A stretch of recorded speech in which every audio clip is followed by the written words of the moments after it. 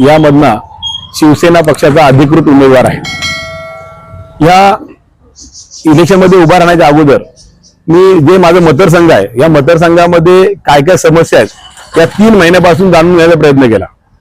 त्यामधलं जो माझ्या मतदारसंघातलं गाव आहे जो कोळखे, त्या गावामध्ये आलेली ज्या समस्या आहेत त्यातली पहिली समस्या अशी आहे की ह्या गावामध्ये ग्रामपंचायतीचं कार्यालय अतिशय निकृष्ट दर्जाचं झालेलं आहे, म्हणजे पडायला आलेलं आहे। या गावामध्ये अनेक दिग्गज नेते या गावात घडलेले आहेत। कोण जिल्हा परिषद सदस्य झालं, कोण माजी सभापती झाले पंचायत समितीचे। असं असताना देखील या गावामध्ये ही जे समस्या आहे, जे ग्रामपंचायत कार्यालय हे आजपर्यंत बांधू शकले नाहीत। कुठल्याही गावाचं जे नाक असतं हे त्याच्या गावातली ग्रामपंचायत असते आणि ही ग्रामपंचायत आजपर्यंत ही अशी पडून आहे।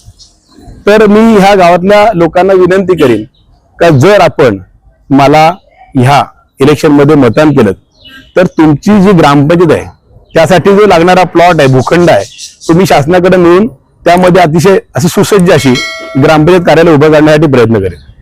दुसरी गोष्ट, या गावामध्ये एक आणखी अशी समस्या आहे का या गावामध्ये खूप वर्षा अगोदर रेल्वेने जमीन अधिग्रहण केल्या। या गोरगरीब शेतकऱ्यांच्या जमिनी या रेल्वेने अधिग्रहण केल्या, अतिशय कमी दरात अधिग्रहण केल्या आणि त्यांना याचा मोबदला मिळाला नाही। आतापर्यंत त्याच्यामध्ये कुठल्याही प्रकारची डेव्हलपमेंट झाली नाहीये, त्यामुळे तिथल्या शेतकऱ्यांना नोकऱ्या पण मिळाल्या नाहीत। म्हणजे रेल्वेने एवढी जमीन घेऊन देखील त्यांना कुठल्याही नोकऱ्या उपलब्ध झाल्या नाहीत। तर येणाऱ्या काळामध्ये मी त्या जी लोकांच्या जमिनी ह्या अधिग्रहण झालेल्या आहेत त्याकरता रेल्वेच्या विरोधात मी काही केसेस दाखल करणार आहे आणि जे माझे इथले कोळख्याचे बांधव आहेत त्यांना यांच्या जमिनी परत मिळवून देण्यासाठी किंवा त्याचा मोबदला मिळवून देण्यासाठी मी हा प्रयत्न करणार आहे।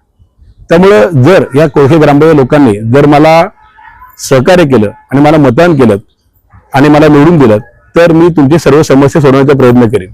माझं जे चिन्ह आहे ते आहे धनुष्यबाण। तरी कोळखेकरांना माझी विनंती आहे की आपण माझ्या धनुष्यबाणाला मतदान करा आणि मला निवडून द्या। मी तुमचं जे काय काम आहे ते अतिशय नेटाने आणि इमानदारीने करेन। नमस्कार।